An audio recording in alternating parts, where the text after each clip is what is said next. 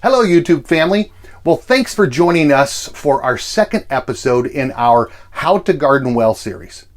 Now, if you haven't seen episode 1, I'm going to leave a link below in the video description. Now, I'm not going to take much time to talk about the content of previous videos other than to remind us of where we've come from and where we're going in the method that guides our gardening efforts for Lynn and me. Now, for us, it centers on the 5 steps of plan, prepare, plant, promote, and preserve. Now, last episode, we looked at planning. This episode, we're going to look at the next step, and that is the step of preparing. And we'll look at preparing from the aspect of those who are just starting to garden to those who are established gardeners. Well, the first thing you need to do is to make a list. As a matter of fact, you're going to make several lists. And if you're not a list person, well, you need to become one. But a good question to ask is, what type of lists do I need to make? Well, let's take this from the perspective of being a first-time gardener, as well as from the perspective of if you're going to do raised bed gardening. Now, I know you might choose a different one, but from the perspective of raised bed gardening.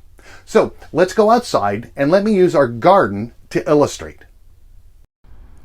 You're going to want to prepare the site, which will mean at some point in time, you will probably have to end up covering the area up with fabric cloth or cardboard or however you're going to do this. If you're going to just plant straight into the ground, you're going to end up needing to rototill that area and then get all the grass out of it and possibly lay down some plastic or some things to heat up the ground in order to kill off weeds. Next, you're going to lay down ground cover if you're going to do any kind of bed preparation like we've done to control the weeds and to keep the weeds from growing up through our boxes. Now, our boxes that we have to end up also making those. And so you're going to have to purchase all of the equipment you're going to need for that. You're going to need to purchase any kind of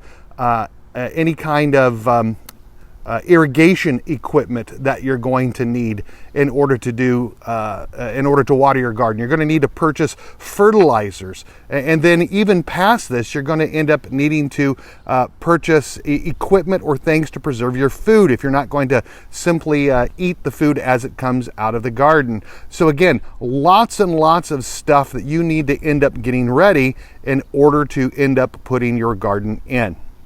Add to this all the things you're going to need to accomplish each step. And now you've got lists that live inside of lists. I don't share these things to overwhelm you or make the simple into something complicated. No, don't get discouraged before you even begin.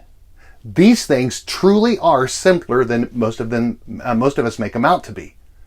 But now that you've got your lists, you need to gather your resources. Take an inventory of what you have, what you don't have. Make a list of what you need. Do some shopping.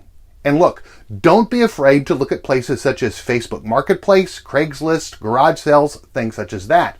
You'd be surprised at the level of savings and the quality of product that you can find if you take the time to do a little searching online. Doing so will help you recover your investment sooner and, in a sense, make a profit quicker.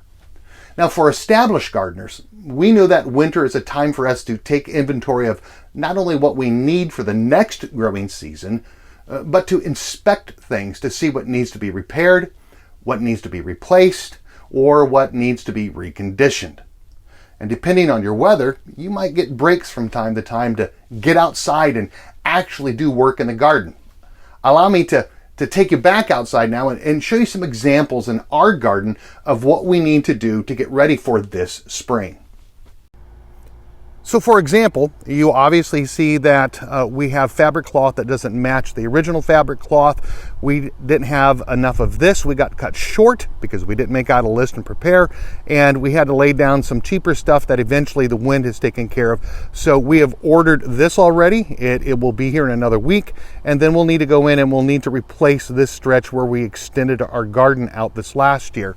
We're also going to have to redo the tomato supports. You'll see that this one has a pretty good bend to it. It was a good idea, wrongly executed, and so we need to go back and redo this so it supports the weight of all of our tomatoes. Let's continue to move on to show you some more examples. you'll see where the wood that we used this last year has ended up kind of begun to come away. We ended up doing these 3 boxes with cedar, and this box and that box with whatever material that we had left over. And so it's not all cedar. So I need to go back and I need to fix this. We also need to begin to lay down long-term amendments that take a while to break down, such as eggshells and things like that. You see that the hoops have busted themselves off, and so I need to find a different way to secure my hoops so they don't break off. So that all has to get done. So again, lots of stuff that established gardeners need to do when it comes to reconditioning, repairing, and getting the beds ready for spring. Next, make out a timeline of projects. Again, this shouldn't be overly complicated, but it is necessary so that you have everything in place when you're going to plant your seedlings or transplant your seedlings into larger containers or direct plant into the garden. So allow me to give you one example. To build our raised beds takes about a week of time. First, we have to go and get the wood. Secondly, we have to cut the wood into all the correct dimensions. Thirdly, we need to assemble the boxes and place them. Fourthly, we have to have garden soil delivered and then move it into the boxes. The size of our boxes are 4 foot by 16 foot by 15 inches deep. It takes a little more than 5 cubic yards to fill 3 boxes. That's 1 dump truck load of dirt. And right now, we move that all by hand. So while the weekends give us more dedicated time to work on things, in order to complete the 3 boxes, it takes about 3 weeknights and 2 whole days on the weekend. So again, make out those timelines so you can have things in place when you're ready to plant. And remember, this might also include getting your water collection system ready if you're not going to use well or city water. Now finally, complete your projects. I know, this one really doesn't need an explanation, but all the planning in the world doesn't help the gardener until they actually execute the plan. Now, on the other side, though, is great satisfaction in knowing where your food comes from, the quality of food you eat, and aspects of greater self-sufficiency. Well, we hope this video was an encouragement to you. If you liked the video, give it a thumbs up. If you have some ideas to help us or help others, leave a comment below. If you're not yet a subscriber, hit the subscribe button. If you'd like to know when a new video comes out, hit the little bell button. And as always, you all have a blessed day.